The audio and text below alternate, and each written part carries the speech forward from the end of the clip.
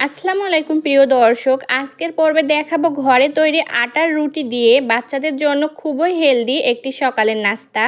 এই রেসিপিটি 8 মাস থেকে শুরু করে যে কোনো বয়সী বাচ্চাদেরকে খাওয়াতে পারবেন। তো এখানে আর কথা না বাড়িয়ে চলে যাচ্ছি মূল পর্বে। প্রথমেই আমি দুটো খেজুর নিয়েছি। তো খেজুর দুটোর বিচি বের করে নিয়ে ভালোভাবে চেক করে নেবেন ভিতরে কোনো পোকা আছে কি না। এরপর আমি খেজুর দুটোকে পানি দিয়ে 10 মিনিটের মতো ভিজিয়ে রাখবো নরম হওয়ার জন্য। তো এবারে নিয়ে নিচ্ছি ঘরে তৈরি একটা আটার রুটি। রুটিটাকে হাত দিয়ে ছিঁড়ে আমি ছোট ছোট টুকরো করে নিব। স্ক্রিনে দেখতেই পাচ্ছেন এই রকম ছোট ছোট টুকরো করে নিয়েছি। এবারে আমি চুলায় একটা কড়াই বসিয়ে এর মধ্যে রুটির টুকরোগুলো দিয়ে দিলাম। দিয়ে দিচ্ছি 1 কাপ পরিমাণ গরুর দুধ।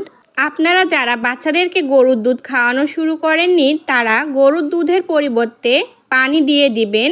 দিয়ে দিলাম ভিজিয়ে রাখা খেজুর। দর্শক, খেজুরে প্রচুর পরিমাণে ফাইবার থাকে যা বাচ্চাদের হজম প্রক্রিয়াকে উন্নত করে। আরও দিয়ে দিচ্ছি 3টা কিশমিশ।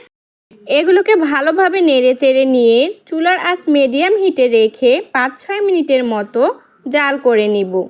দর্শক, এর মধ্যে বলক চলে আসলে এইটুকু পরিমাণে ঘি অ্যাড করব। ঘিতে থাকা ওমেগা 3 ফ্যাটি অ্যাসিড বাচ্চাদের স্মৃতিশক্তি বৃদ্ধিতে সহায়তা করে।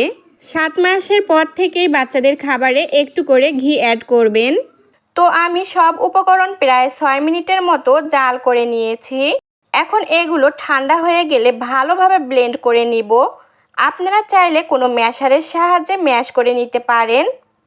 আর যারা পানি দিয়ে রান্না করবেন তারা চাইলে এই পর্যায়ে ফর্মুলা মিল্ক অ্যাড করে নেবেন। তো যাই হোক, এই দেখুন বাচ্চাকে খাওয়ানোর জন্য একদম রেডি। বাচ্চাদের জন্য খুবই অল্প সময়ে ঝটপট একটি সকালের নাস্তা তৈরি হয়ে গেল। তো দর্শক, এই ছিল আমার আজকের আয়োজন।